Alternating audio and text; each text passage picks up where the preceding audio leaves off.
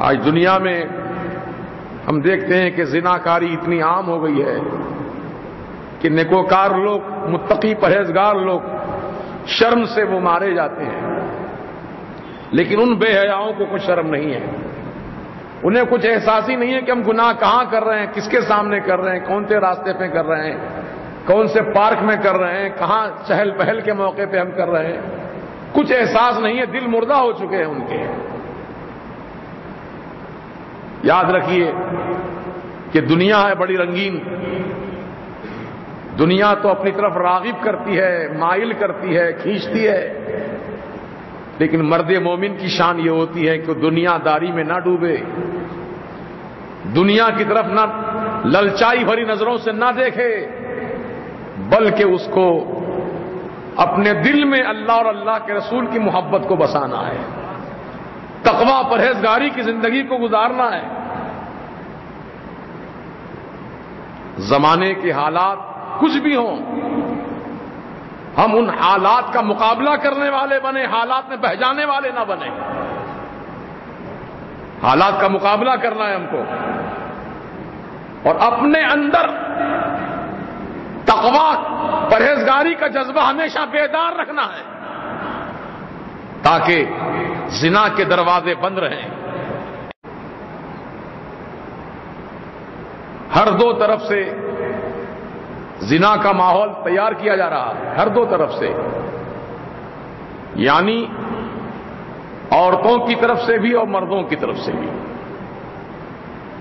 اور ایک بات قابل غور و فکر یہ ہے کہ اللہ تعالیٰ نے قرآن کریم میں ارشاد فرمایا الزانیۃ والزانی فاجلدوا کل واحد منہما 100 جلدہ۔ زنا کرنے والی عورت، زنا کرنے والا مرد، ان دونوں میں سے ہر ایک کو 100 درے کوڑے مارو، اگر وہ غیر شادی شدہ ہے۔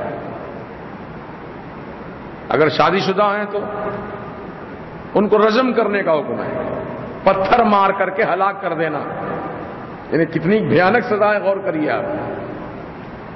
پتھر اتنے مارنا کہ شادی شدہ مرد ہو یا شادی شدہ عورت ہو، وہ شادی ہونے کے بعد بھی زنا کے مرتکب ہوتے ہیں تو ان کو رجم کرنے کا حکم ہے، پتھر مار کر ہلاک کر دو، برباد کر دو۔ یہ دنیا کی سزا ہے۔ تو معلوم ہوا کہ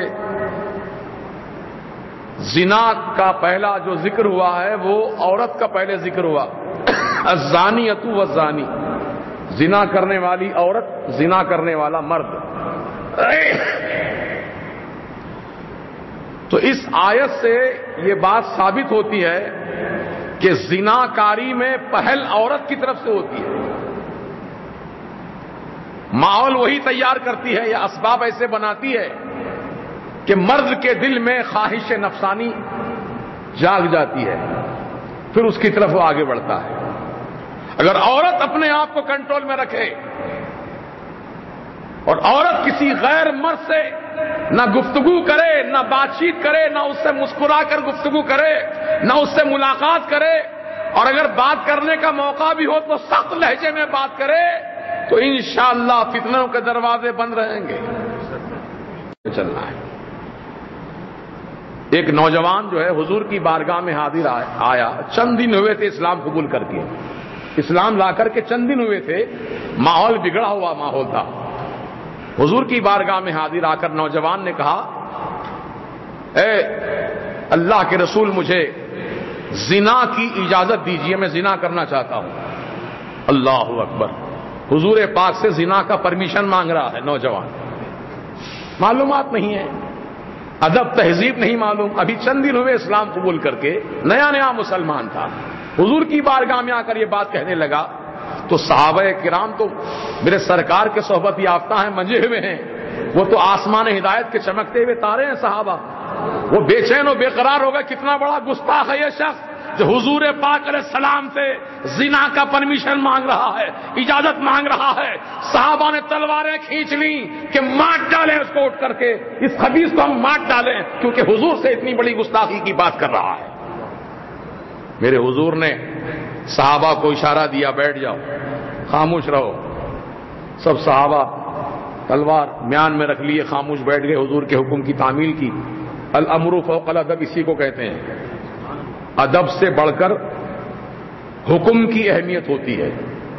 اگر کوئی بزرگ آپ سے کہیں کہ بیٹھ جاؤ، اب آپ ہاتھ باندھے کھڑے ہیں بزرگ کے سامنے، بزرگ نے کہا آپ کو بیٹھ جاؤ، آپ ویسے ہی کھڑے ہوئے ہیں، یہ ادب نہیں ہے۔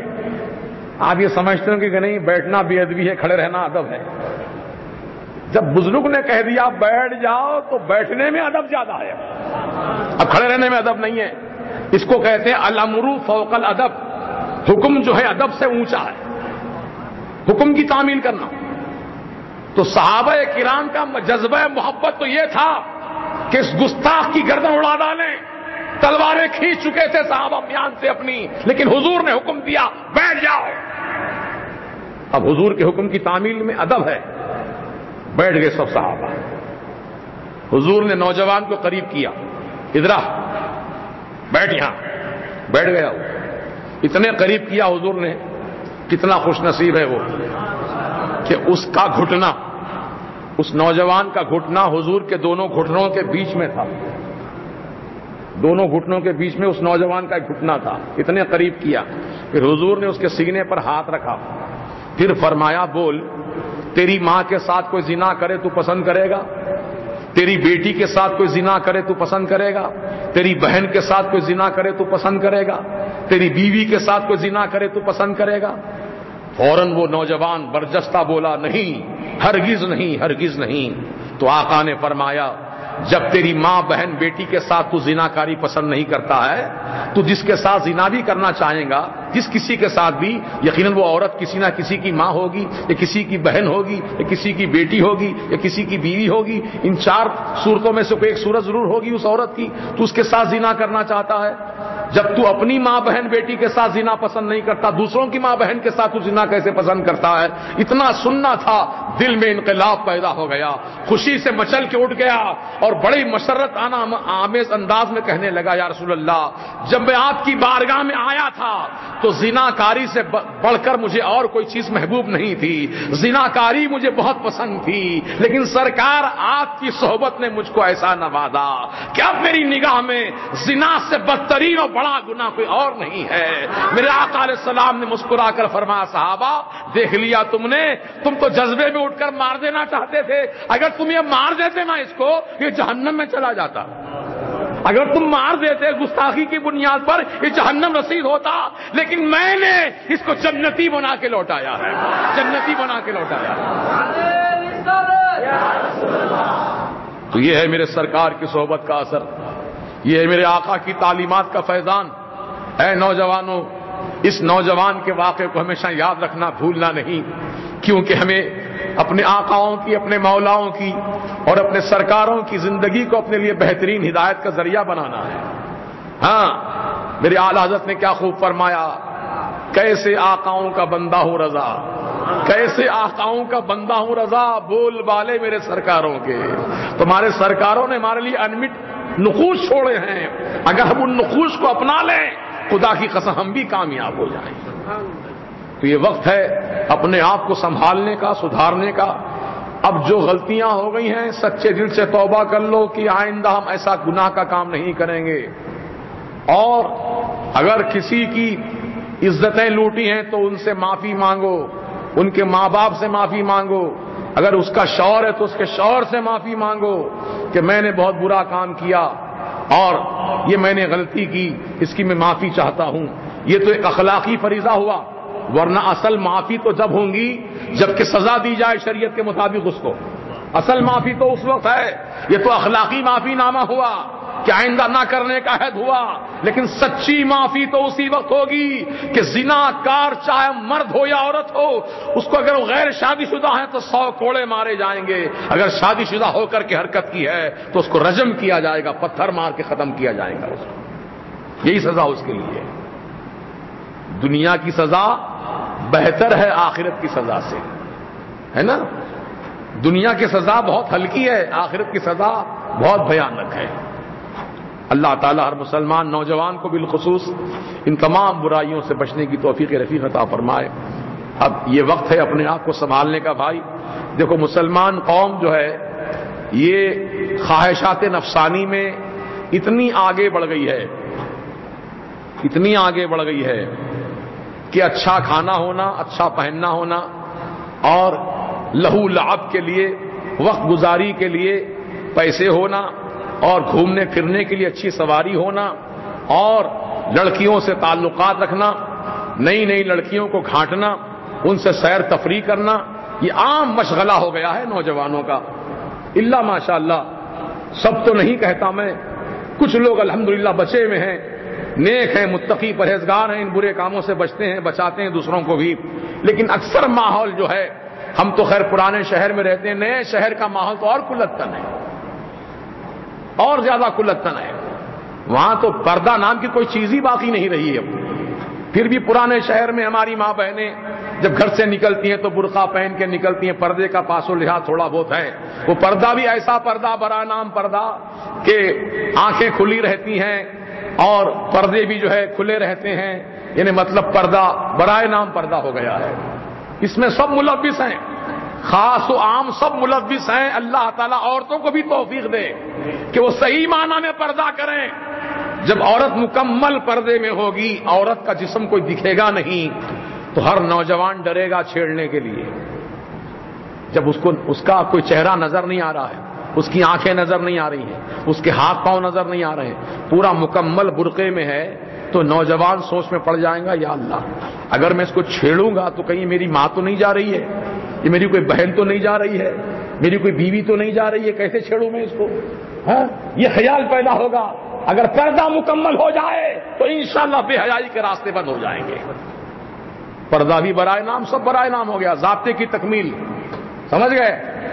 اب آپ حضرات نوجوان ہیں، اب آپ جو تعلیمات مل رہی ہیں، ان تعلیمات پر من و عن عمل کیجئے، اور اپنے گھروں میں شروع سے ماحول بنائیے کہ عورتیں پردے کی پابند رہیں انشاءاللہ، اور پردہ برائے نام پردہ نہ ہو، مکمل پردہ ہو، ایسی اللہ تعالیٰ انہیں توفیق دے۔ کہتے تو ہیں سب کچھ، بڑے لوگ، بزرگ لوگ جو بھی ہیں، گھر کے ذمہ دار لوگ ہیں، وہ اپنی عورتوں کو سمجھاتے ہیں، لیکن عورتیں بھی اتنی بگڑی ہوئی ہیں، اللہ رحم کرے، نہ شوہر کی سننے کو تیار ہے، نہ اپنے باپ کی سننے کو تیار ہیں، نہ کسی خاندان کے بزرگ کی سننے کو تیار ہیں، وہ جو انہوں نے تہیا کر لیا وہی کر کے رہتی ہیں۔ اتنا بگاڑ آ چکا ہے طبیعتوں میں۔ اللہ تعالیٰ ان عورتوں کو بھی سدھار دے، ان کے اندر تقوی پرہیزگاری کی زندگی عطا فرمائے۔ سیدہ فاطمہ زہرا کا جب انتقال کا وقت قریب آیا تو آپ نے وصیت فرمائی تھی کہ میرا جنازہ رات کی تاریکی میں اٹھانا، رات کے اندھیرے میں اٹھانا جنازہ۔ وجہ پوچھی تو فرمایا کہ جنازہ اٹھے گا، کیونکہ وہاں کا جنازہ کچھ اس قسم کا ہوتا ہے، عرب کا۔ یہاں تو باضابطہ باکس ہوتا ہے، باکس میں میت کو لٹا دیا جاتا ہے، اوپر سے کپڑا ڈھانک دیا جاتا ہے، یعنی جسم کے نشیب و فراز اس کے اوپر سے، کپڑے پر سے نہیں معلوم ہوتے۔ لیکن جو عرب میں جو طریقہ ہے، وہ اسٹریچر جو ہوتا ہے نا، دواخانوں میں جو مریضوں کو لے جاتے ہیں اسٹریچر، ویسا ہی جنازہ ہوتا ہے۔ اسٹریچر پر لٹا دیتے ہیں، اس کے اوپر سے کپڑا ڈھانک دیتے ہیں۔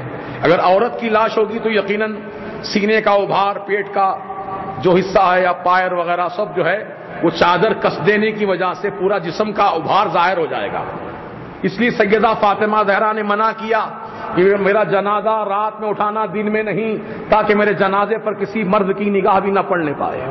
اللہ اکبر۔ عزیزان محترم، اللہ تعالی ہم تمام کی ماں بہنوں کو، ہمارے گھر کی خواتین کو اللہ تعالیٰ نیک توفیق عطا فرمائے، مکمل پردہ اپنانے کی توفیق دے، اور زنا کے راستے جو ہیں وہ تمام راستے اللہ تعالیٰ بند کر دے، اور ہم کو بھی اللہ توفیق رفیق عطا فرمائے کہ ہم زنا کاری سے دور رہیں، دور رہیں، دور رہیں، ایسے دور رہیں جیسے ہم سانپ سے بھاگتے ہیں، ایسے زنا سے بھاگے، ہے نا؟ جیسے کہ ہم گندی بدبو سے، یہ گندی بدبو ہوتی نا، مرا ہوا جانور راستے میں کبھی کبھی ڈال دیتے ہیں شمشان کے سامنے، راستے میں جب چلتے ہیں تو اتنی سڑی بدبو آتی ہے کہ لوگ ناک کو کپڑا لگا کر بھاگتے ہیں۔ بولو صحیح ہے کہ غلط ہے؟ جلدی جلدی چلتے ہیں کیونکہ بدبو آ رہی ہے، سڑی جانور کی بدبو آ رہی ہے۔ تو سڑے جانور کی بدبو سے تم جس طرح نفرت کرتے ہو، زنا کاری سے اس سے بڑھ کر نفرت کرو۔ شراب نوشی سے اس سے بڑھ کے نفرت کرو، جوا سٹا سے اس سے بڑھ کے نفرت کرو، نافرمانیوں سے اس سے بڑھ کے نفرت کرو. انشاءاللہ یہ سڑاند سے تم جتنا بچو گے، تم اللہ تعالیٰ تم کو اتنی پاکیزہ زندگی عطا فرمائے گا.